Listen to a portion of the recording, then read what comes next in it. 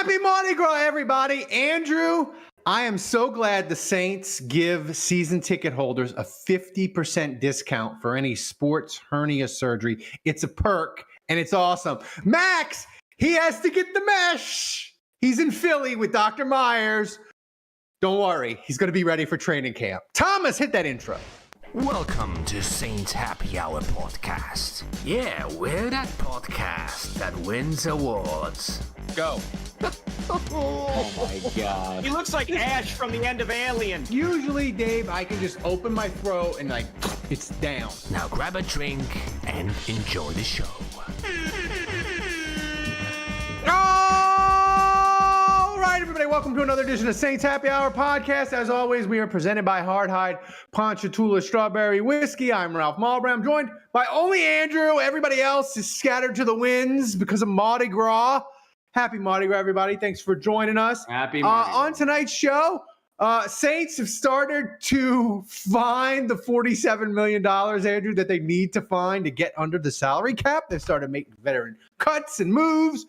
Andrew and me are going to discuss why too many Saints fans don't want to acknowledge the downside of tanking. It's poison. What moves should Mickey Loomis not do during free agency? Plus your questions and a bunch of other stuff.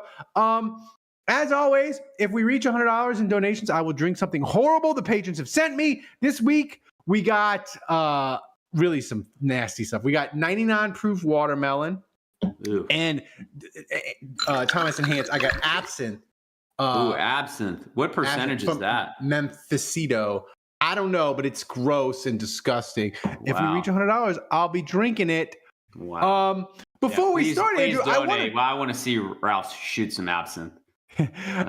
Before we start, I want to thank everybody. As a lot of you know, most of you know, some of you might not know. My son had to have emergency appendectomy. He had to have his appendix out last Wednesday. Thanks for all the nice get well wishes for him. He had to just have his appendix out, Andrew. He's got to have hernia surgery. He's a 70-year-old man, apparently. But thanks. I appreciate all the well wishes. And by the way, Thomas, how many weeks are we away from Only Hands? So we are on a 81-week donation streak. Wow. So we are 23 weeks away from Ralph opening a sexy Only Hands account. So do it, everybody. Get to donate $100. And by the way, the streak, the different streak was broken last week where Hatchet John dethroned. That's right. The Tulin hater Oppenheimer. And by the way, speaking of donations, thanks Ali Marino for donating via Stream Elements $5. Oh, thanks, and man. By the way, Andrew, since it's just me and you, it would be nice if we would break a record tonight, and then Dave could just shut up about whenever it's just me and him, we break records. It would be nice if me and you did it, so then we could rub it in his face when he gets back. Yeah, I mean, we don't need to break records, but it would be pretty horrible if the streak was broken. We got to at least get that. Mm-hmm. Yeah. Yeah.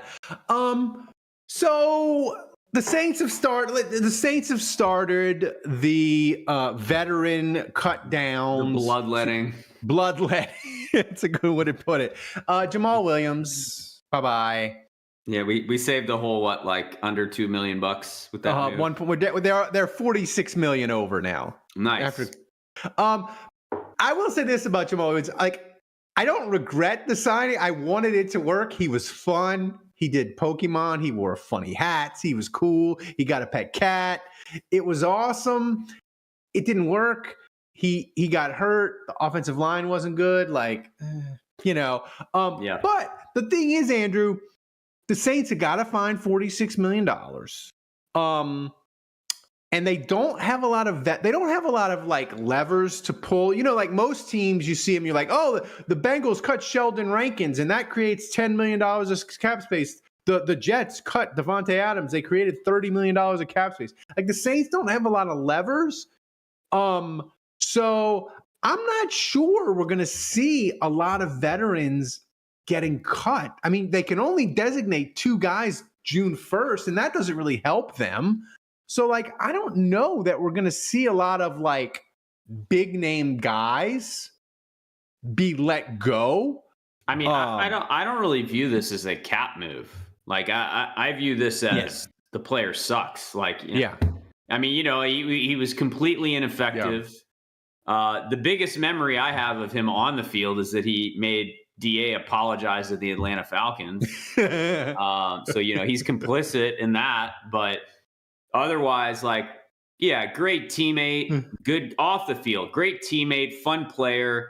He reminds me a lot of like Jameis or Craig Robertson in the sense that like never has a bad day, like always brings a great attitude, regardless. And, I think considering his performance, that was probably hard to do. And I think he would also probably tell you he never really got a fair shake in a lot of games. Like he didn't get opportunities to be the bell cow. He was always playing second fiddle to Alvin Kamara. And I think he probably envisioned coming in and maybe being like, 1A, where like having a Latavius Murray or Mark Ingram role in this offense. And he really didn't. He was he got much nicked up quickly, didn't he? Like his first. I mean, he got nicked up a little bit, but I think it was less that, and it was just like I think the Saints just had a scheme that ended up not really being a good fit for his running style. And I mean, maybe he had some injuries a little bit there, but he just wasn't a good fit. And then I think he kind of lost favor, and they didn't really count on him or trust him to carry the football, so he played very sparingly. So. I don't think like I don't think they need this money. I think it's just like, we're not counting on this player. Let's get a different back in the room. And that's fine. But like I said, good attitude, nice guy, like super positive. And like, you need guys like that in your locker room. I said on Twitter that I felt like this was a very similar player to Craig Robertson in the sense that I'm willing to overlook how mediocre to bad he was as a player for the Saints because of all the off the field stuff that was great. With the exception of like Craig Robertson was a beast on special teams. That's what I was going to say. Like Craig Robertson, they did not bring Craig Robertson in. They signed him specifically to be like, you're going to be the captain of our special teams. You're going to be a backup linebacker. You're going to be awesome. Right. And he had to start because they had injuries and their other linebackers were bad and couldn't stay healthy. And Craig Robertson had to play and start. And he was not brought in to do that. So like every time he would have have a critical pass interference, I'm like, he wasn't part of the plan, man. He wasn't supposed to play. He did have that nice interception against San Francisco that one. Yep, he did. Any veterans that you like, I saw the rumor was that the Saints are thinking of maybe releasing Honey Badger, or is there any veterans that you think could get under the cap? Because you just look at, if you go to over the cap, like they don't have a lot of guys that can create space. So I don't necessarily think we're going to see a bunch of guys. Like they don't have guys that can create a lot of cap savings. I mean, you can't cut Foster Moreau because you don't have any tight ends. He could get you nearly $3 million, but like, you aren't going to cut Shaheed. You might cut Colin Saunders. He can get you 2.5, but like there just aren't many guys, Andrew. They're kind of like, they're in this sort of like, I don't know, this like cap straitjacket where like they don't have the levers to pull. Well, the defensive tackles like Nathan Shepard and Colin Saunders, like they might make sense if there's going to be a scheme change, which remains to be seen. But I think like that would be little moves like Jamal Williams. I wouldn't say that's like substantially different. I mean, the big ones would be like, what are they going to do with DeMario and Cam Jordan and Derek Carr and Tyrann Mathieu and Taysom Hill? Like those are the big high profile contracts where I would say, with the possible exception of Carr, who, I mean, he's had some injuries, but I wouldn't say that Carr is showing his age. Actually, I wouldn't say Taysom Hill is showing his age.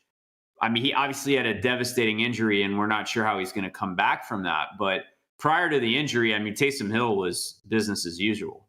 Yeah. So to me, it's really DeMario, Tyrann Mathieu, and Cam, who have lost a step, who are showing their age and not playing maybe quite at the level that they used to. And so I think the big question with them is, do they stick around? And if so, like, what does that contract look like? Would they be willing to renegotiate? Would that change? And I think it's a weird position in that you're 47 million over the cap. You're not getting a lot of relief by getting rid of them. Mm-hmm. You can actually give yourself a lot of relief and get under the cap by keeping them and giving them bonus money.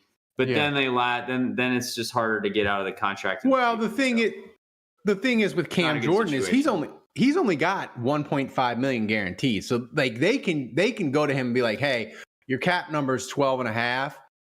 We'll do like a 2-year deal for like $4 million a year or whatever. And like they can get incredible cap relief from him. Of course, when you get the cap relief, like it makes his number bigger next year when they cut him, but like you just push it out and the cap keeps going up. And the thing is, we'll get to it in later in the show. Like the Saints, they're almost clear of this, and they have this mechanism built in where like it's kind of the end of the road to pushing the money, and we'll get to that in a later segment.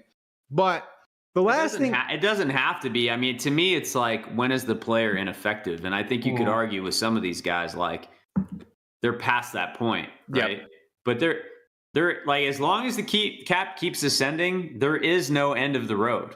They can continue to like just punt it into the future. And I mean, in theory, they could give Taysom Hill a contract, like keep pushing him out 10 more years if they wanted. Obviously, he's going to retire. That's not how it's going to play out. But I'm just saying, like, this whole like eventually they have to pay the piper. No, like they could decide to be 100 million over the cap next year if they want, and then just push it further into the future. Like they could. Well, that's true. As long as Gail wants to cut the checks. Final thing on the cap situation, right? On this part is, I think Derek Carr, I don't want to get into a pay cut or not or whatever that, but I think his market, Andrew, you look at it, I think his market is really soft.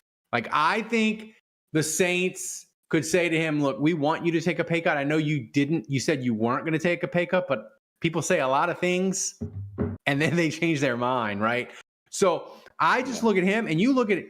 I mean, Sam Darnold's going to go somewhere. Aaron Rodgers is going to go somewhere. Carr, I would say, is clearly behind those two guys, and I don't think either of those guys is going to get. Happy Mardi Gras, sad cap situation.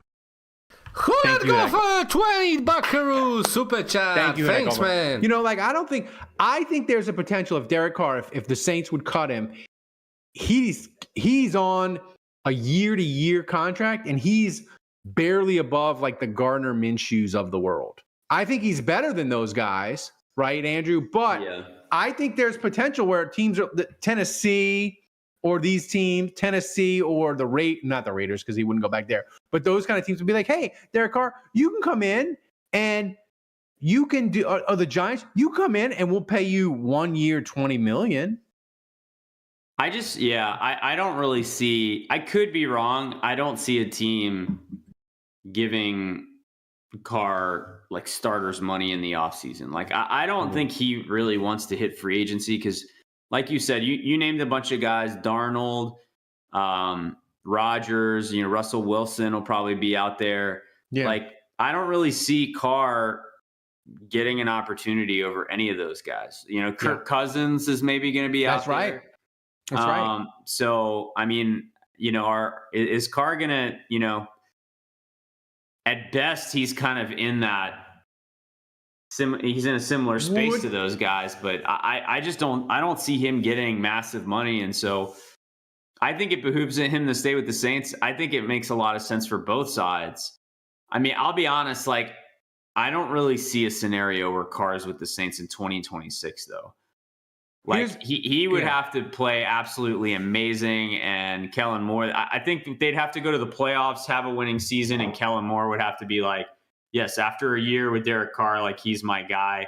He would have to play like 17 healthy games. Like I think this is the end of the road. I think we'll get one more year with Carr, and then So then it's like, okay, do you draft a guy? Are you just like kind of seeing what you have in Rattler? Is he your backup this year? And, do you look at maybe does he have a path to starting in 2026?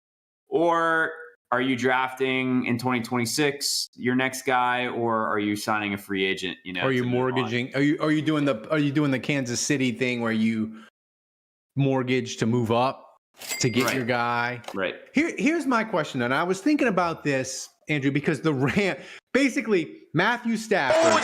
Deception! Would you rather invest defense in free agency and offense in the draft, or vice versa? Budwich 20 Bakaru super chat. Thanks, man. We are halfway there. Also, thanks to Jason Champagne for $5. Thank you. Save that question from Butteridge. We'll get to that at the mailbag, Thomas. Roger but the thing that I was thinking about, Andrew, was Matthew Stafford. He said, "I want more money," and the Rams were like, "We don't want to pay you." So the Rams were like, "You go out and you do a trade, and you see what you can find." And the Giants were like, "We'll pay you, and we'll give the Rams the compensation that they want." And then Matthew Stafford was just kidding. I want to stay. I'm not going to the Giants, right? So, but that made me think of like the Rams. Basically, that is a king move. The Rams are like, "We know you're not leaving. We dare you." But that got me to thinking in relationship to Derek Carr. Andrew, you probably remember this. In 2018, after 2017, Drew Brees' contract was up, either after 2017 or 2018. And the Saints were doing his deal. And the Saints were like, 2 years, $50 million. And Drew Brees' agent was like, "This is crazy." And Loomis is like, "Sign it or don't." And Drew's agent like left the room, and it was Mickey Loomis and Drew. And Loomis like stared him down and was like, "Sign it or don't." Like, whatever, Drew. And like Drew signed it, and it was like below market, and it was like a 2 year, $50 million. I think it was after 2018, and it was a 2 year, $50 million deal. Yeah. So like we know that Loomis has balls of steel. Like he will not flinch. He will not go over his price. Here's my question to you, Andrew. How low, if the Saints indeed are like, "Derek, you need to take a pay cut," how low do you think Loomis would push it and not blink with Derek Carr? How low, like from the 40 he's supposed to get guaranteed, how low do you think Loomis would push him down with aggressive and the Loomis having the balls of steel? How low do you think he would push him down? I don't know the answer to that question. I mean, like Derek Carr, if you go by average salary by year, I think people can point at his cap number this year and be like, "That's ridiculous. He's that expensive." But the reason it's that expensive is just because of the way they've moved money around, right? For cap purposes. So that's not really like his average take per year is like 18th best in the league. And it's like, there's like 2 starters that make less than him. That are in that like 30 million a year plus zone. So he's on the bottom end of those guys. And I think like what Derek Carr makes is pretty fair for below average starting quarterback. Like that's what he's getting paid. So I don't really blame him for being like, I'm not taking a pay cut. Cause like the money that he's making is slotted perfectly for the performance we're getting. Like a below average start, or an average starter. That's basically what he's getting paid. So, if I'm Derek Carr and I'm approached now, he said publicly, "I'm not taking a pay cut." I think we're starting to see rumblings that the Saints want to keep him. And yet it sounds like they want to approach him and maybe work with his cap number a little bit. So, if I'm Derek Carr, I think it makes sense for both sides to kind of extend this for another year. And so if I'm Derek Carr, the first question I'm asking is, okay, well, what are you doing with that money? Because if he's going to take a pay cut, he's not going to take a pay cut just for the Saints to go super young and tank the year away, right? Like he's going to stick around to win. And so it's like, I don't know what's going to happen with Davante Adams, but like that would be an example. That's his boy. They love to play together. And if their Saints are like, we're going to use this money to get Davante Adams or do this or do that. And, I think that's kind of where the negotiation goes. So I think more so than a hard number, I think it's more about like, if I consider doing this, what will you do for me? I think that's where the conversation goes. I'll say this about the Devontae Adams. I think you're 100% right. I'm going to steal. Me and Andrew were texting today. Andrew's 100% right. Devontae Adams is going to go on like the 5-team tour. Yes. And the 100%. Saints are going to be on that tour. The Saints are going to be on the tour. So and we're going to get real super excited. excited because it's going to be Devontae Adams is meeting with the Saints. And then like he's going to leave without a contract. He's going to go visit 5 other teams. And it's going to be like June 10th. He still hasn't signed. We're going to talk. It's going to be a topic on this podcast on like 7 different shows. That's right. And then finally, like he'll sign on June 10th. He'll pick his team, and it will have taken so long we won't even care if he comes or not. Wow. Kevin just hopping on in on a Mardi Gras Tuesday. Is that Sean O'Lear's music? Wow. Hello. Happy Mardi Gras. Wait. There we go. It's not Mardi. We can't play Mardi Gras music. We can play like 2 seconds of Mardi Gras music before we get copyrighted. Before we get to Kevin, I want to mention to people, Hardhide Ponchatoula Strawberry Whiskey is amazing. It is a strawberry flavored whiskey blended with aged wheat whiskey, American light whiskey, Cocktail and Sons, strawberry and lemon syrup, fresh strawberries from Jonesdale Farm in Ponchatoula, Louisiana. It's 86 proof. The whiskey is blended and bottled at the Sugarfield Distillery in Gonzales, Louisiana. You can pick up a bottle wherever fine spirits are sold in Louisiana, Mississippi, Texas, and Tennessee. To learn more and to find a bottle to get a location, to get a bottle near you, go to hardhidestrawberrywhiskey.com. Hardhide Strawberry Whiskey is supporting Saints Happy Hour all football season long. So support the people who support the show. Grab a bottle of Hardhide Ponchatoula Strawberry Whiskey today. And by the way, I want to mention they are doing a special fried chicken peach Hardhide infusion at Willie Mays in New Orleans for a limited time. Fried chicken? Go.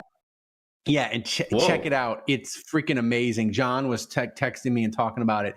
It looks freaking incredible, but it's like a limited time.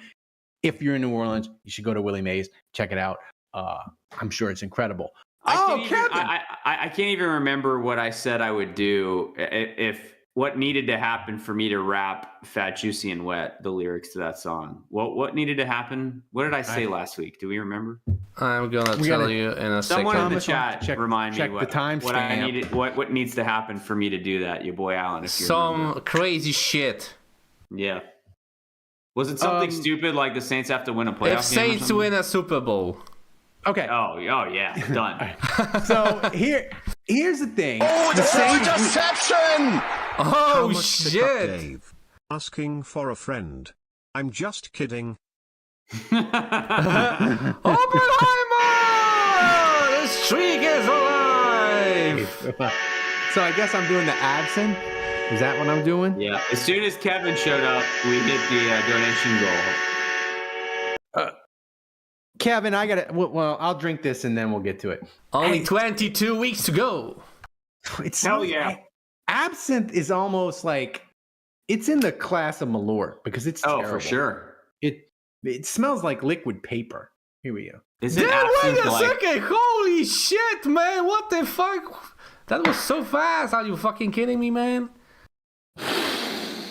Let me switch the camera. Let me do the. He's like, fuck it. Let's drink it, man. Let's drink it. How was it? He's so thirsty, man. Thirsty for alcohol. That absinthe, man, it's not meant for human consumption. Keep to yourself, man. Those great cocktails. You know, there's a little absinthe in a Sazerac. Exactly. A classic Sazerac usually has like a glass They rinse coat of it. absinthe. They Yeah. They get a little absinthe and they coat the glass. Yeah. So, Kevin, What was the Give score me on that, the Ralph? rating. Holy shit, Ralph. the rating What's is- happening with it's- you tonight? it's 8.5. 8.5. All right. So 8. Hey, Kevin just dropping in discombobulated me. So, Kevin, I was listening to podcasts about the combine and different things, and they were talking about how this draft teams will be less likely to trade up into the top 10, which is bad news for you and me's trade down dreams. But also, what I wanted to talk about was what does rebuilding mean? And a lot of people have decided, especially on Saints Twitter, that if Derek Carr is on the Saints, it means positively they are not doing the proper things to rebuild the football team. And I just disagree with that entirely. And so I wanted to have a discussion tonight about tanking, why it's bad, but also what does a rebuild for the Saints look like? I know they say they're trying to compete, but what do we think? What would be things that they would do where maybe Saints Twitter doesn't agree with it because it's Derek Carr's on the team and they're like, they're not rebuilding because Derek Carr's on the team. But what would be things that you would look at and be like, okay, they are taking this seriously. They've changed their stripes. They are rebuilding. I feel like the whole tanking thing only moderately acceptable in baseball and to a certain degree in basketball. Now, in basketball, you still have to say we're trying to make a winner and all that other kind of crap. When in reality, if you can sneak into the playoffs and get into the, the postseason play-in or whatever the hell that's called, and if you can just make it far enough to get absolutely blitzed by whoever the 1 or 2 seed is, then that's considered a success. Baseball, you can go 65, and I'm trying to do the math in my head. 64 and 100, 95, right? I guess. Yeah. No, 65 and 97. Sorry, 65 and 97. Yeah. But if you've got assets and things like that, there's so many people that digest the day-to-day minutia of a baseball season, combined with the fact that it's 162 games, you got 81 home games. Like, if you're trying to invest, it's like you're getting your time and money's worth. The NFL, you got 17 games, you have 8 or 9 regular season home games. It's harder to just flat out say, we're going to be the drizzling shits for a year. Mm-hmm. And the way the NFL is with the, what do you call it? The where anybody can compete technically. What is that called? It's the one word for it. Parity. Parity. Thank you. Anybody can feasibly make a bounce back or a come up or however you want to phrase it. So this idea of saying, oh, well, from the word go, we're just going to throw in the towel. Or, oh, we started out the season 0-3. Fine, time to start all the backups or the second string guys. No. So what does a rebuild look like in this context? We've talked about it before. Are we drafting enough guys? Do we have enough young people on this roster that we're giving playing time to so we can make honest evaluations and assessments of, are they worth keeping around? Is there something there that you can build off of? Hey, we're throwing this guy out here we got this guy out of college who's now going to be the third string wide receiver. Can he potentially be a number 2? Great. Or we got this guy for the line. Is he starting games? Can we make a good assessment for him? Is he worth? Do we know that we've got this position taken care of for next year's draft? Andrew, why do you think that in football there seems to be a strong disconnect, not just on Saints Twitter, but on the analytics nerds and the draft nerds, and that they're like, a lot of them are like, if you're not you should either be competing with for a Super Bowl or you should be tanking. And yet, at the combine, I counted 4 different coaches that were like, we got to compete every game. And Sean Payton has said tanking is poison. You can't let it into the locker room. Why do you think there's such a disconnect between what these coaches say about in football all the time and like fans still thirst for the tank. What's the name of the Vikings coach? Kevin O'Connell. Yeah, Kevin O'Connell. He had an interesting quote, I thought. And someone asked him about tanking, and he kind of said it like this. He's like, look, I'm a new coach. I'm a young coach. I'm trying to establish a culture of winning. If I go, I'm going to ask all these guys to bust their tails, to play their hardest, to do everything they can to put their bodies on the line and win football games for me. And the second the organization at the top level says, we're not trying, why would they bother trying either? And I mean, people can say it's their jobs, it's their livelihoods, they got to go out there and try. But like, I can tell you, the minute your coaches or the organization at the top says, I'm not interested in winning games, I'm not interested in trying, it's rotten. It rots from the top down every time. And so when Sean Payton says the words, tanking is poison, at first I was thinking about like guys like, you know, the guys that we talked about that are on this cut bubble, Taysom Hill, Cam Jordan, Demario Davis, Tyrann Mathieu. What would it feel like for them at the end of their careers, maybe their last year for the Saints, to be told like, yeah, that quarterback, that rookie quarterback who was 0-7 last year, like, we're just going to roll with him. He's going to be the starter. He might be something. He probably won't be. Either way, like, I mean, we're going with him. If he gets hurt, the backup's Jake Haener. Like, we're probably going to win 3 games this year. Like, just so you know. At what point does and like, let's look at a guy like Matthew, who played I think he started 17 games this year for the Saints. Hurt, by the way, all the time. Like, banged up the whole year. Like, at what point does he hit the eject button if that's the state of affairs? At what point is he like, man, like, I'm not putting my body on the line for this. The coach doesn't even want to win. The organization has told me. And so at first I was thinking about those players and how messed up it would be to do that to those guys. And then I thought about a guy like Fuaga, like the first round pick, and how much worse it is for him. You would have to get rid of every single young player that was a part of this culture of we're not trying, because all of a sudden they're brought up in a culture, in a system that's like, yeah, we're not really trying to win games. And then the next season, you're a coach, you're like, yeah, remember last year? Like, forget that. Now, like, this time, I mean it, we're really trying.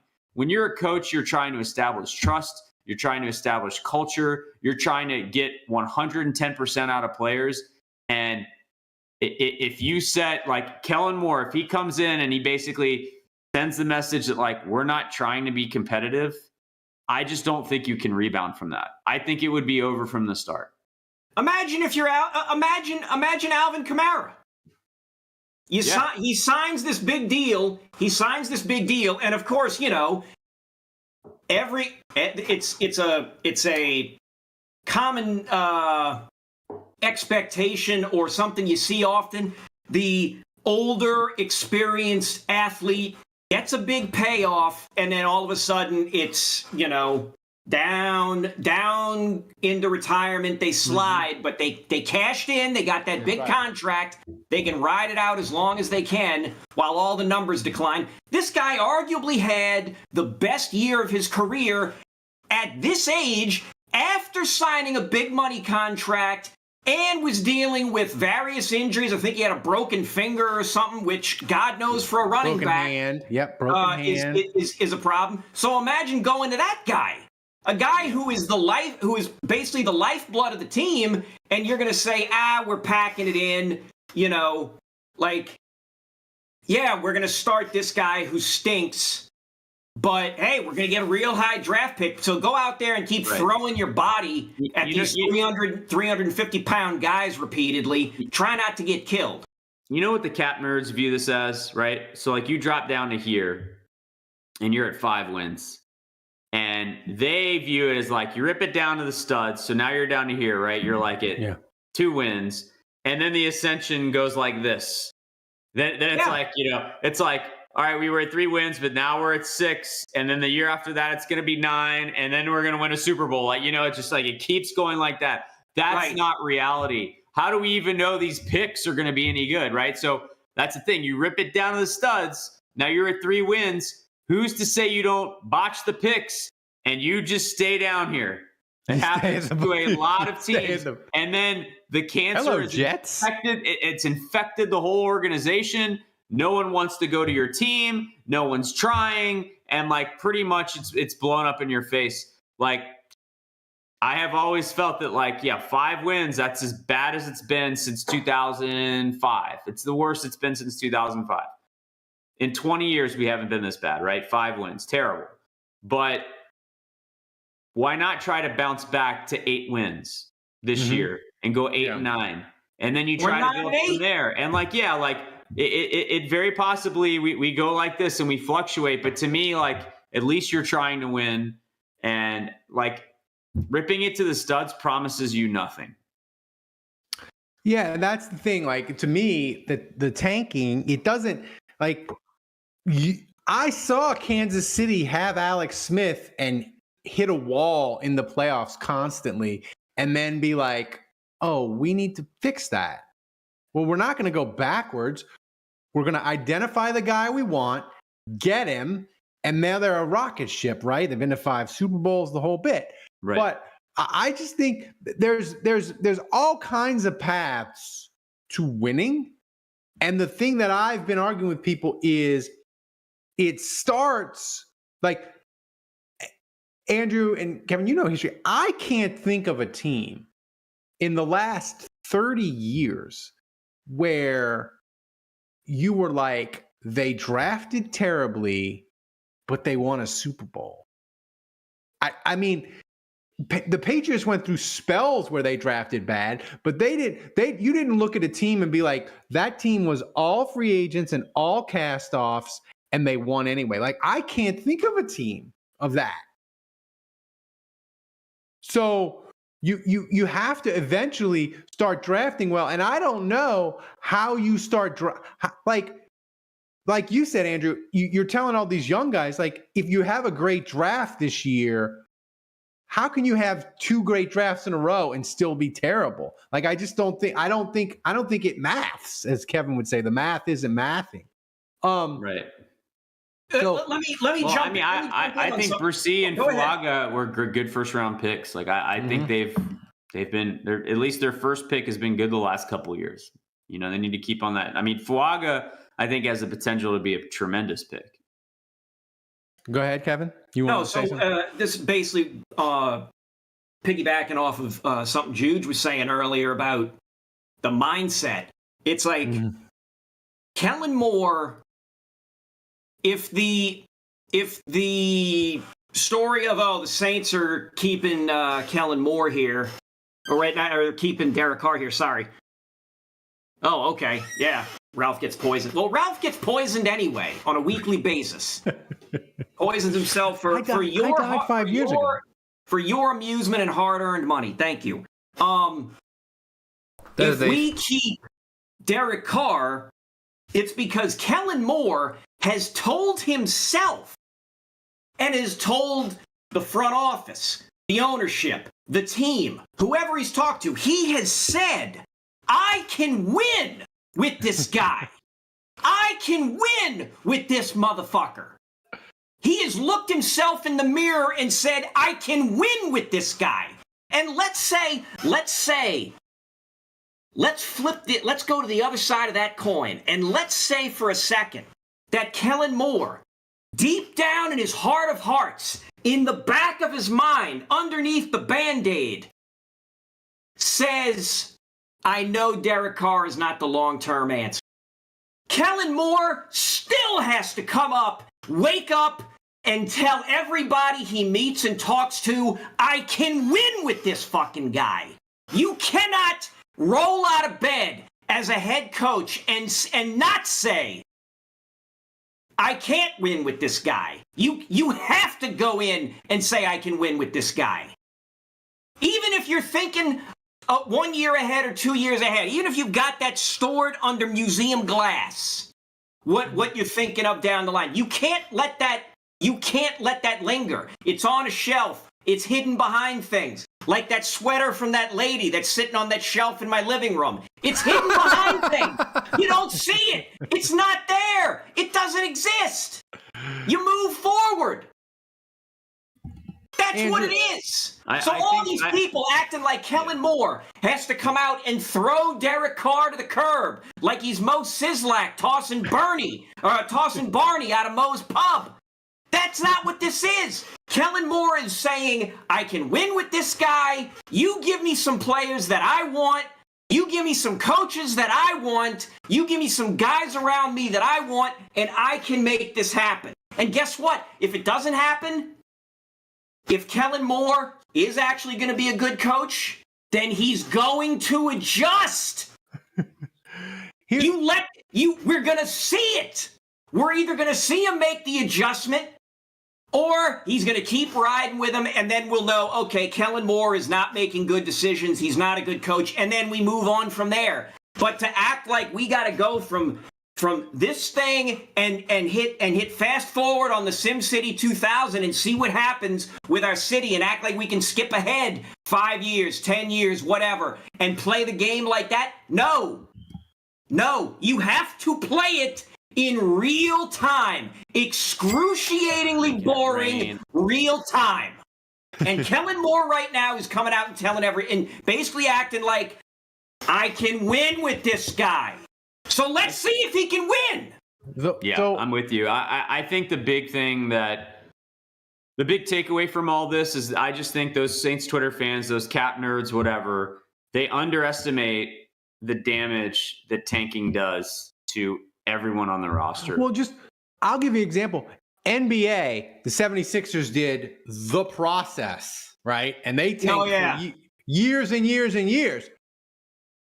They haven't gotten out of the second round with all the process. It's going on a decade, right? And like 3 general managers. Here's a great question from Aldi Marino, and it leads us into our next topic, which I want to discuss. What does, and thanks. Oh, the other question. All right. Oh, Aldi Marino asks, what does the Saints front office do, Andrew, that they might say, we are trying to win. We're trying to win every game. We think we can be a playoff team. We think we can win this out. They'll say it. But what actions would effectively tell you, not that they're not trying to win, but that they are not fully committed, YOLO, everything in like they have been since 2018, basically? What moves would you see and you'd be like, okay, they say they're trying to win, and they're trying to win, but they're not. Deception! Offensive coaches have a high tendency of moving off average quarterbacks versus defensive-minded guys. Defensive-minded guys only do it when cornered with a top 3 pick. Offensive-minded do it when they see their guy. Budwig, thanks for 20 Buckaroo super chat. Also thanks to Oppenheimer for $10 super chat with donation message. Tyler Warren at 9, as it is spoken in the gospel. Find somebody, ladies, find somebody that loves. We are 50 bucks away from the second ring, by the way. Loves Tyler Warren. So, Andrew, what are moves that you would say with the Saints are not YOLOing and not? Well, I think you should always be YOLOing. I think you should always be looking for your quarterback. I don't know how much it would cost to trade up and get Cam Ward, but I kind of want the Saints to do it. Only. I mean, look, I'm not like the quarterback whisperer. I'm not pretending that I've watched all this film. But like, if Kellen Moore, that's why you watch on YouTube, coach, guys. If Kellen Moore, who you've decided is this genius coach, you've bought in and said he's the guy. If he says, I think Cam Ward is going to be a star, then you move every mountain and you go trade. Kevin, close your ears, man. And you keep Derek Carr for a year. So, like, I'm not even saying, like, do that, cut Derek Carr. No, you keep Derek Carr for a season. He's your starter. Mm-hmm. But, like, that would be, like, to me, the most YOLO move. Now, the big question would obviously become, what is that going to cost? How many firsts are we talking about separating from? And, we'll see from there. Matt thinks the Giants are trading for Cam Ward. They lost out on Stafford, so that may very well be the case. I could absolutely see that happening. So I would love to see the Saints. Interception! Andrew's worst take of the year. I paid money to say this. Oppenheimer! Nice. I guess Oppenheimer is Kevin fan. We'll take Yeah, your Kevin. you can pay money to say that. It's totally allowed. Jackson Dart is kind of like a rising quarterback right now. I wouldn't be. I'd be interested in. I know you hate him as an Ole Miss guy that's watched him a good bit. But Shedeur Sanders, I'm not as high on. But like, I could get behind it. I mean, the fact that he's Deion's son is kind of. But I guess my point here is, I would love to get a young quarterback in the building that's not. I just don't see it with Rattler, because that's not a guy that Kellen Moore drafted. So, like, I just have a hard time with him being like, yeah, I'm really bullish on this guy that I didn't draft, I didn't bring in here. It's kind of the same with Derek Carr, honestly, which is why I don't really see him lasting more than a year. So I would love, I keep talking about quarterback, but my big point here is I would love to see Kellen Moore accelerate the succession plan, because I don't believe it's Derek Carr in 2026, and I don't believe it's Rattler. So I'm gonna hang on. You know what the funny thing is, the people that despise Juge, or the people that despise the podcast as a whole, they're going to isolate that little audio of Juge only saying Spencer Rattler is not the answer, while completely ignoring what he just said right in front of it. I don't believe Derek Carr is the long-term answer. right. It's going to be selective memories for a lot of people. if they want to aggregate us, it's fine. Go ahead. Exactly. Hey, just link back to the pod, everybody. Just link back to the pod. I don't give a damn. Listen, will. you know what my fear is? You really know what my fear is? Is that Kellen Moore is gonna get real excited for Jalen Milroe. Oh, Ew. And he's gonna say, wait, I think that's exactly. And it's going to be, wait a minute, I was able to make things happen with Jalen Hurts. Clearly, I can make things happen with this guy. Here's the thing with Jalen Hurts. One, the guy was surrounded by great talent. Great talent on offense, on defense. The entire defensive line were built like... Butteridge says he has small hands. Are you good with small hands, Kevin? no, they remeasured his hands. His hands were all right. They were built like those cartoon henchmen that Bugs Bunny would run. He forgot to did. I'm just telling you, on Butteridge. his opposable thumb. But like that's They my took fear. the wrong angle, That's my fear. the wrong angle. If this team wants to get a quarterback in the draft, Mm-hmm. don't do it in the first round. I would even say don't do it in the second round. If you can somehow, I know that the consensus is that the quarterbacks in this draft are terrible, and Yes. you shouldn't take one. not sexy. But like, if you believe the guy you draft is going to be great, then take him in the first round. You better not be wrong, right? I'll say this about Jackson Dart, and this is a scouting report from my brother, who watches Ole Miss. Yeah, he said Jackson Dart looks like a computer playing quarterback, and every week in the third quarter, they have to reboot him, and he forgets. And I just think that's the perfect scouting report. Like Jackson Dart, like he goes through like a quarter and a half every week where you're like, does he know how to play quarterback? But the other thing that I think is important that I looked at, and by the way, for Lent, Andrew, I decided what I'm giving up is I'm not going to go to Over the Cap for 2 hours a day. I go there too much. I look at the Saints. I look at 2025, 2026, and Thomas put this up. There's a graphic in 2026. The Saints have 11 contracts that void, and the thing with the void contracts is once you get to the year where the contract voids, the guy is going to count that cap number on or off the team.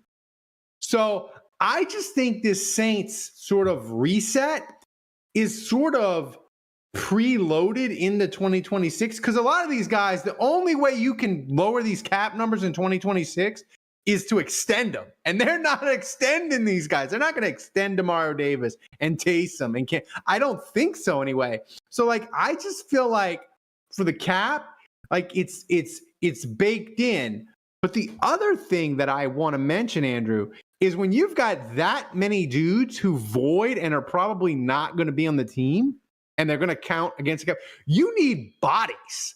So, like, I really think, like, the Saints, not that they'll trade up, not that they'll trade down necessarily, because that's, but I really think there may be a situation where the Saints are less likely to trade down the next 2 years, because they're like, listen, if we don't draft our full complement of players, we're going to have a bunch of roster spots that are UDFAs. That's fair. You know? Yeah. I think my biggest hope for this offseason is that we just don't see a bunch of run it backs. And that we don't see a bunch of like, oh yeah, this is the Saints doing what they're comfortable with. Whether it's cutting their, like, I think Carr should stay for all the reasons we've talked about this season. But part of me would really appreciate cutting Carr because it would feel like a ballsy move. Now, I wouldn't want it to feel like they'd have to go get Fields or they'd have to go draft a guy not just hand it over to Rattler. Like, that would be ridiculous. Interception! Watermelon rhymes with felon drink up Ralphie. Who not go for? Wow. 30 Buckaroo Super Chat taking us over the edge again. Wow, love it. Finish your thought, Andrew, then I'll drink this watermelon. Yeah, no, I would love to see, like, I just remember the first year that DA took over. And, you know, I just remember at final cuts, it was like Zach Bond had made the team and he had a terrible camp. Calvin Throckmorton had made the team. Like, there were no ballsy moves. It was all like the guys he knew. It was the guys from the previous year. Like, there was nothing surprising about cuts. And I just felt like it was one of those, like, I'm just going to go with what I know. And it would feel like if Cam stayed and DeMario stayed and Taysom stayed and Matthew stayed and Carr stayed, and it was just like, yeah, we're going to replenish this thing through the draft and kind of just stick with what we got.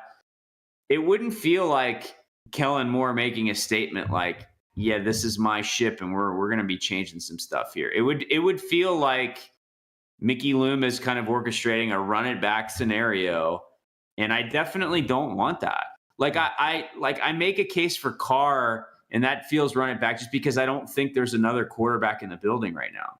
Yeah. You know, and they got to make sure they have that before they move on. Yeah. But I am very ready to usher in a new era that feels different with a lot of changes and some outside the box thinking. And so I am really hoping that while I don't want to get signs of tanking, that I do feel like a new era is being ushered in.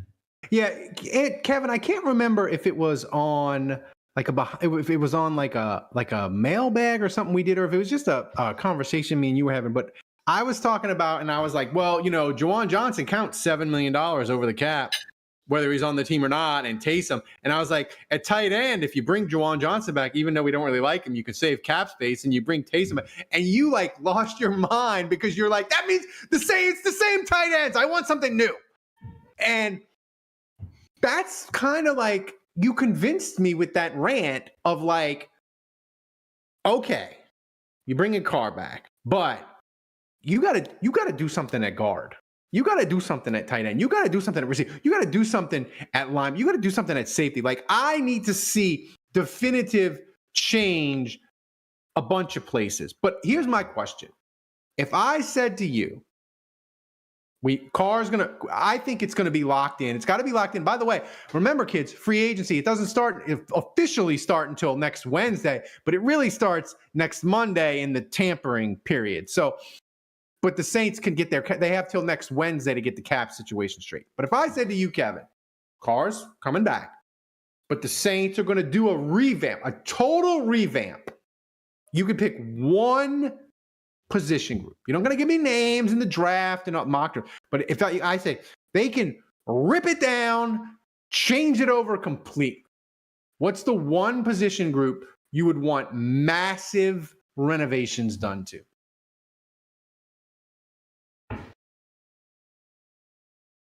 My initial reaction when you were asking that question was to immediately say wide receiver. Tear it out and keep a couple of guys, but give me more guys.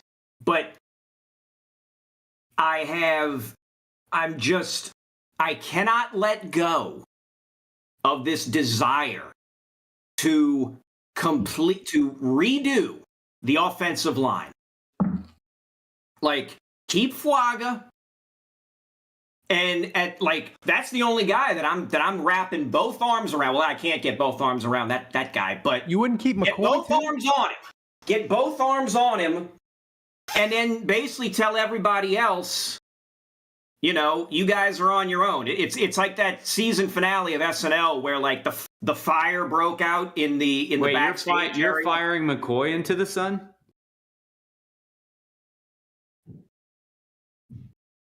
Did I stutter? Wow. It's one injured playing year and Kevin's done with him. Wow. Listen.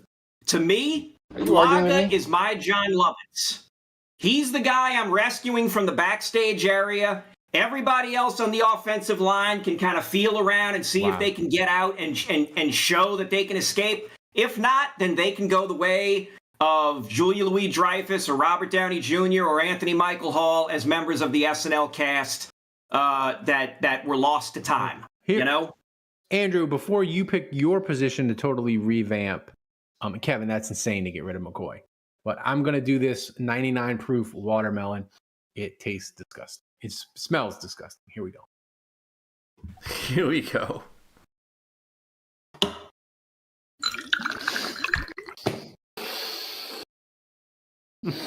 That 99 hits. Oh, spicy. The rumor hits, on the boy. Who was 99 on the Saints? Like, who was the famous? Was it Norman Hand? Norman Hand. Yeah, it's like Norman Hand. That's an 8, Thomas. Another 8. Then only strong drinks Does it lately. hit like Norman's good hand or bad hand?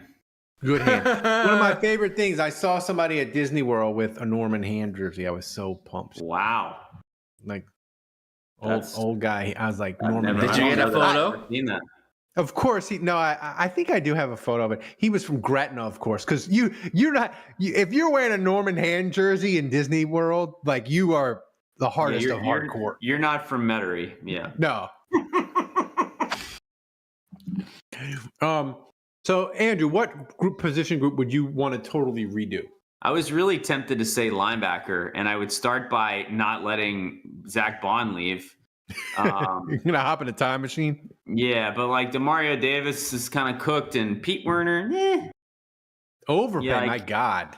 What's that? They overpaid him Yeah, by a lot. yeah. I mean, it's just tragic that they lost Zach Bond and to see him be what he is now. So, I'm tempted to say safety. We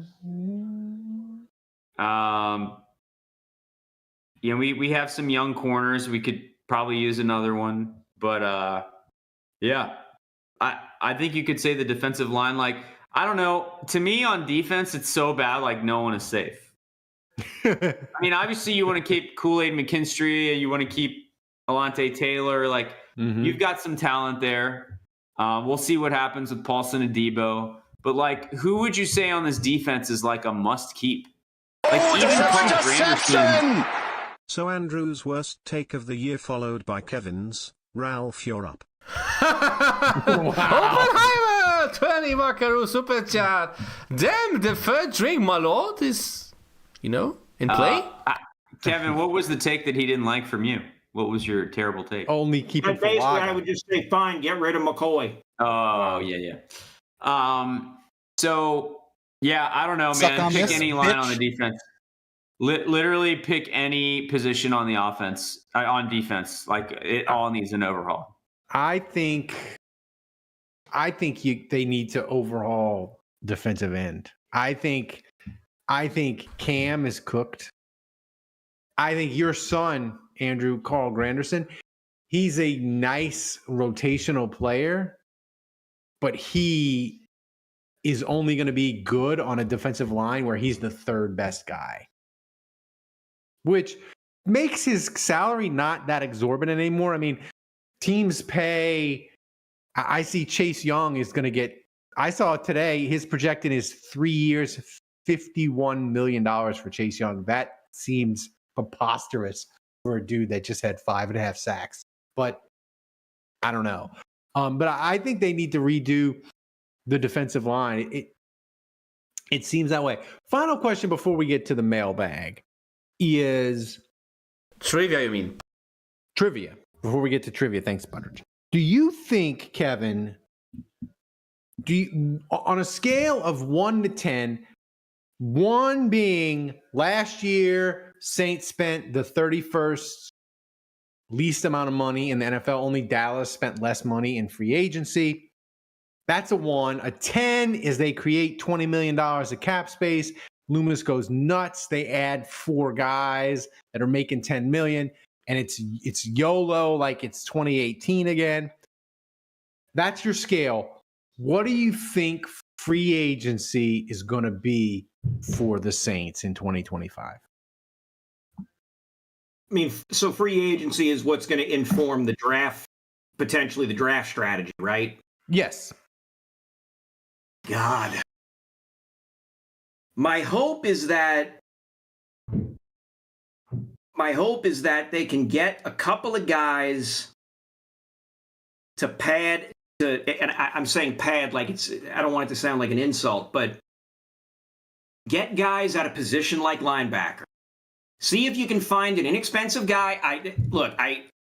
I'm keying in on the Ravens guy because he's the guy I found, like the free agent from the Ravens. But see if you can find a couple of guys like that who you can come in and say, this is a guy who can start and is an immediate improvement from what we already have. Now, granted, in a lot of spots, what we already have, not that good. But this guy, you sign some guys that can just come in and say, is it better than status quo? Give me that. Give me that. Andrew, what do you think they're going to do in free agency? They say they're going to be more active. I don't know what exactly that would mean. 4. What? On your scale of 1 to 10, I'd give it a 4. 4? Yeah. I don't think they're going to be like completely dormant. I think it's going to be, swinging for a handful of singles. They're not going to have like some crazy signing where like, oh my God, they brought this guy in. I think it's going to be, a bunch of like, yeah, I hope this like veteran that's trending upwards, like a bunch of Shepard and Saunders signings and see though, I think Willie Gay, like signings like that. I think they overpaid. My hope for the Saints is, and I'm gonna use a name that's a kind of a way back, but this name always sticks in my head because the Saints signed him and Andrew was like ridiculously excited about him. Alex Okafor. They signed him and you were like, that's a good signing. He's miscast. Arizona didn't know how to use him. He's going to be good for the Saints. And he was. And he was good for 1 year. He hurt his Achilles, but he was a really good signing and was a really big help on the defensive line. Like, give me like 3 of those guys that just like help. Yeah. You can't have these. That sounds like a 4 though, right? On the how active are they in free agency? Maybe I think it would be a 5 because I'd like them to do more. Instead of signing Willie Gay for $5 million, I'd like them to sign 3 guys at $2 million. Like you got to do better than Lucas Patrick and Cedric Wilson. Yes. Like you gotta do. I think we're better than those. That's a 1. Yeah. Yeah. You gotta strive to be better. All right. So Thomas, it's trivia time. Hit us up with it. All right, trivia, you say? Let's see what Budrich has got in store for us tonight. He said it would be easy, so you probably won't get it right.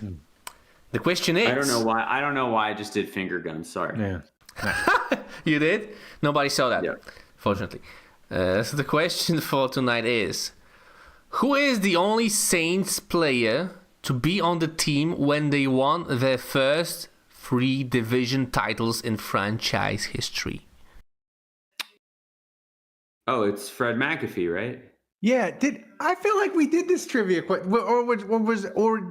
feel like this was on the Saints calendar thing, and I saw it, and I asked you about it. But yeah, the answer is Fred McAfee. I mean, it's got to be Fred McAfee because he's the only dude that was on the team in 2000 that was on the team in 1991. It's got to be Fred McAfee. Freddie Mac. But he was Final on the team answer. He was on the team in 06? Yeah. Wow. See, I forgot that completely. Yep. Sean Payton brought him back to play special teams. Kevin, your guess? I mean, I wouldn't have gotten this, so I'll trust you guys on this. Fred McAfee was a good little running back. He just fumbled a lot in 1991. Fred McAfee, final answer. Thomas, hit us. All right, that was a quick one. You sure you're right? Yes. Yes. Let's see if you were right then.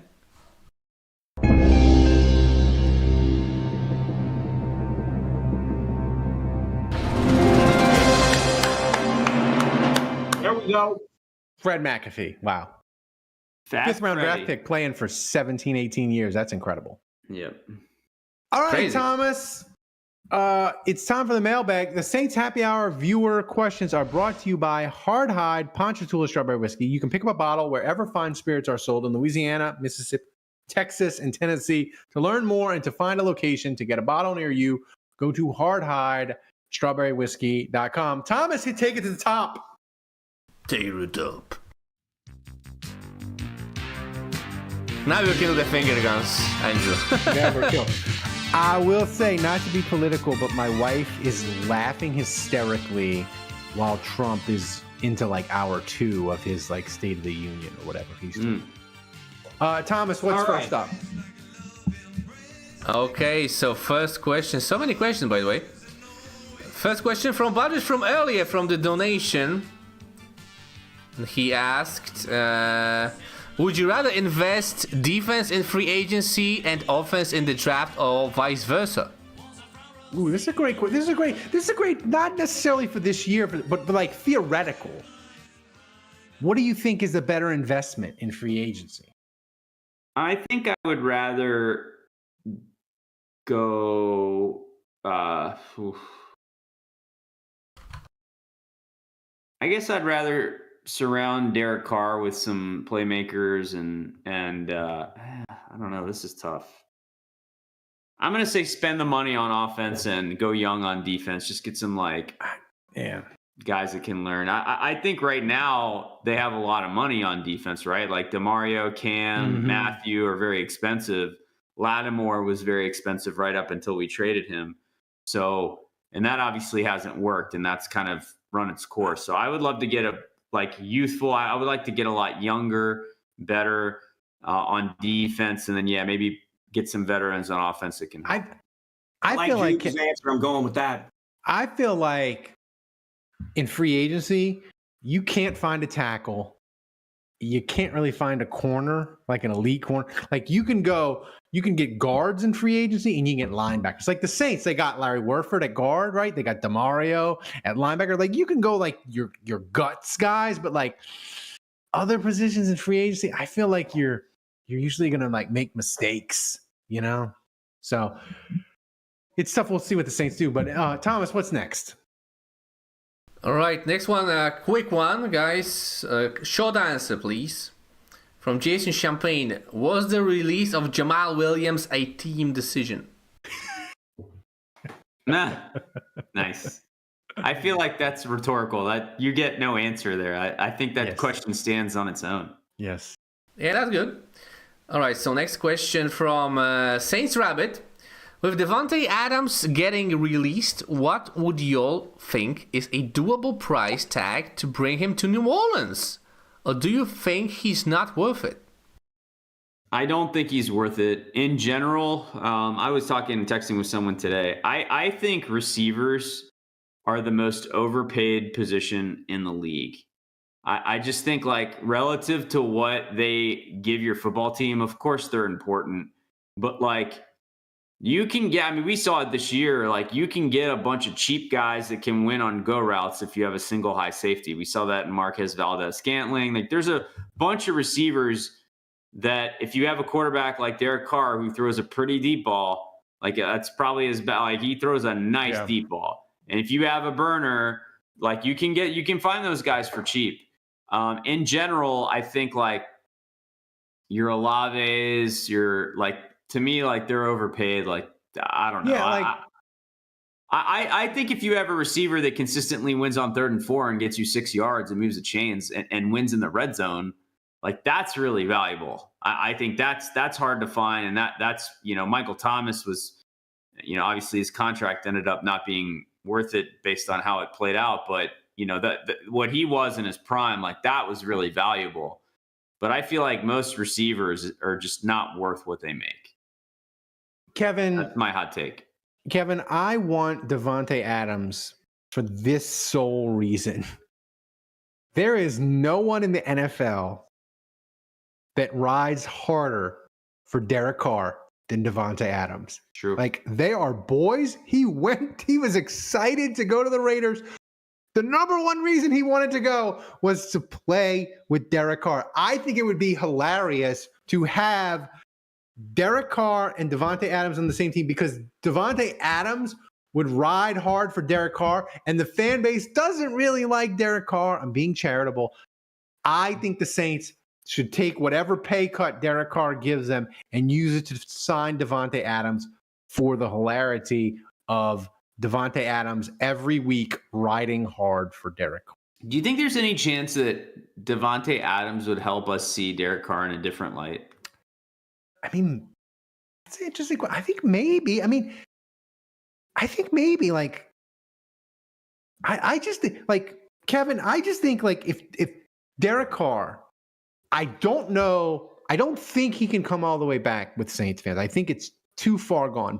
But if there's any way for him to make the fans hate him a lot less and maybe start to like him just a little, taking a pay cut and being like, I said I wasn't taking a pay cut, but I'm taking a pay cut so we can be more and we can have a better team.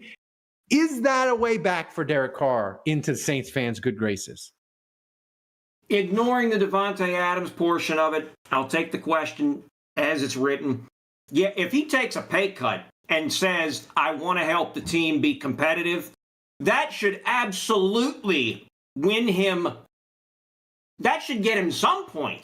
He should get some credit for that. Mm-hmm. Now, whether the sycophants who are on death to Carr Island at all costs, that's, look, if they want to be locked up, in Azkaban, that's their own thing. But if somebody who is making a crap ton of money has a change of heart and says, okay, I'm willing to take the pay cut, that guy absolutely deserves some credit. Absolutely. Will he get it? Will he get it, though? He'll get it, and he'll get it in some places. He'll get a pop. It's like, look, you mentioned we'll avoid names. You mentioned a political thing going on earlier. It's like every time the president gives a State of the Union, there's the old State of the Union bump. That's what this would be. It would be the I'm taking a pay cut bump. Carr would see his approval rating. Carr would see his approval rating go up a handful of points. So he might get up to 33% of the Saints fan public actually likes him. So, bully for him. Now, if they bring in Davante Adams and Davante Adams somehow is able to make that work financially, because this guy's making a pretty penny, and he comes in and he, one, is productive on the field. That's the first thing. If you are productive on the field and can kill it great. That helps. Winning fixes nearly everything. But if you're out there kicking ass and you're winning or doing well and you're telling these amusing anecdotes about, man, Derek Carr's a great juggler. I bet y'all didn't know that, or something crazy. Like, man, Derek Carr let me borrow his car once and it helped me out, or he came and picked me up when I was trying to like close with this gal back in the day, something like that. You know, things like that. Or, oh, Derek Carr knows all the words to Wu-Tang's Enter the 36th Chamber. Got your scene wet. Or right. Or he knows all the words to Illmatic. Something. I'm trying to think of anything that could make this guy seem likable. Another if reason he can come in and do that, then great.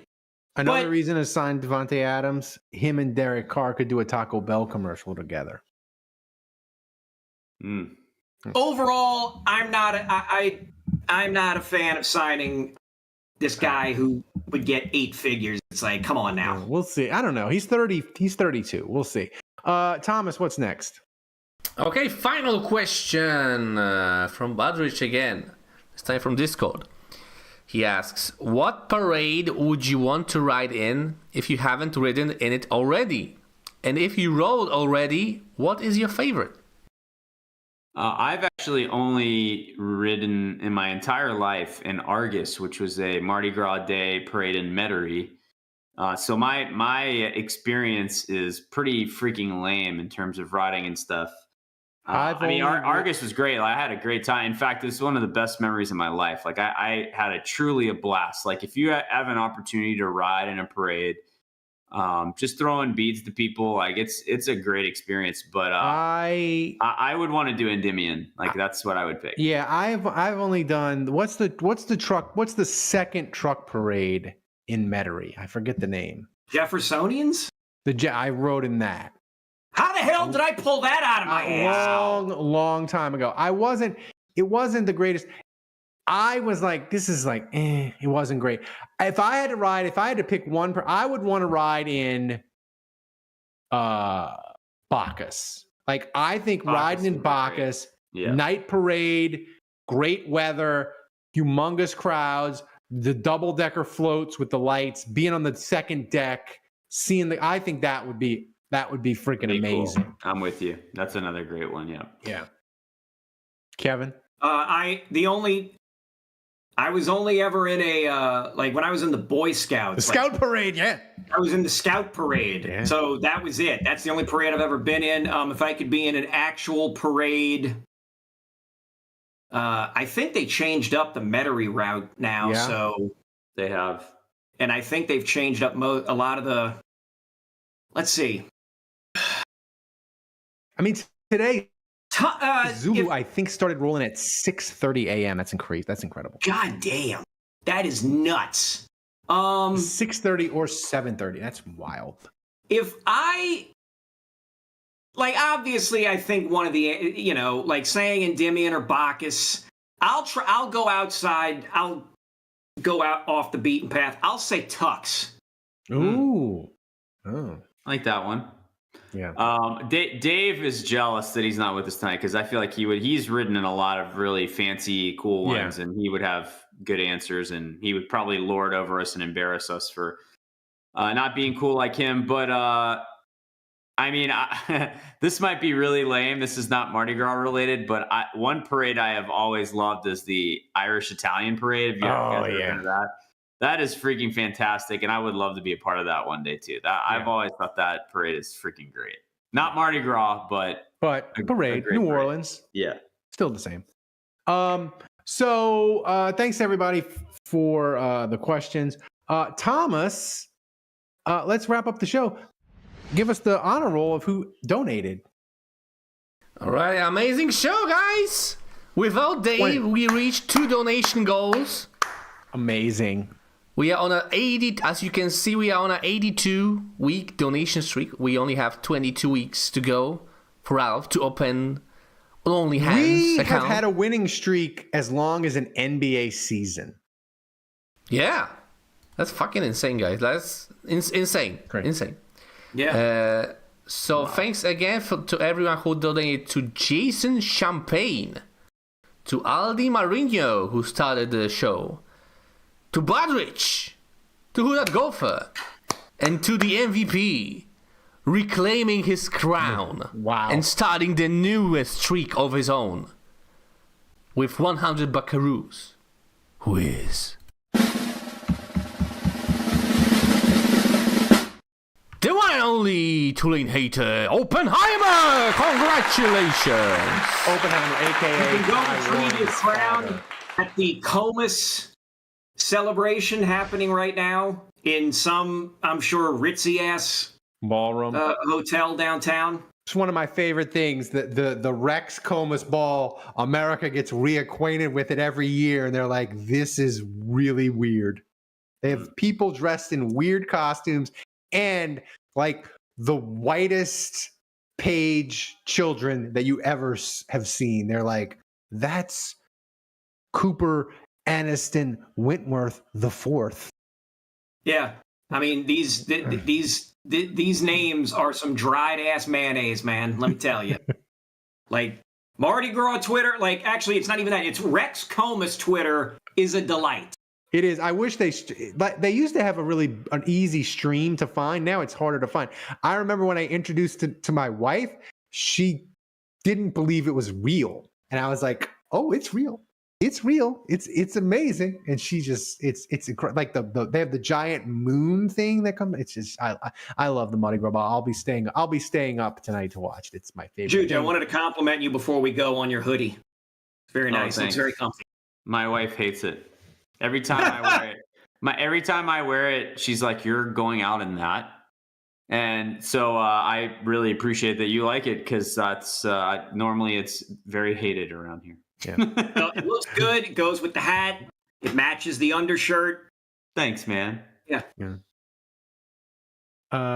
Random Saint of the Week, and it's just because I was doing my normal watching random Saints games. I was watching the 1992 Saints Oilers game to open the season. Frank Warren picked up a fumble and scored a touchdown. Yeah. RIP, R.I.P. Frank Number Warren. 73. 73, amazing. Random. He was in Tecmo Bowl. He was in Tecmo Bowl. He was amazing. The Saints are going back to the 3-4 maybe. So get reacquainted with gigantic defensive linemen, perhaps. So anyway, Frank Warren, Random Saint of the Week. Thanks for watching, guys. If you enjoyed the show and we made you laugh, consider supporting the show by going to patreon.com/Saints Happy Hour. I forgot to mention it at the top, but those 75 free giveaways we did, courtesy of Hardhide, those are freaking almost all gone. That was a calamitous business decision. There's like 8 of them left. You should click on the link and get them while you can. 75 free 2-month subscriptions if you have never been a member of our community. Sign up, join us, you'll love it. Give us a shot. Every little bit helps, makes the show better. And don't forget to follow us on the socials wherever you get your podcast. Thanks to, not for Dave, because he wasn't here. Thanks to Andrew. Thanks for Kevin for popping in unexpectedly. We always love it when Kevin shows up, just boom, out of the blue. And Thomas, the best producer on earth, running the show back in Poland. And to you guys hanging out with us in the chat on this fine Mardi Gras. Until next time, the bar is closed. Happy Mardi Gras, everybody. Happy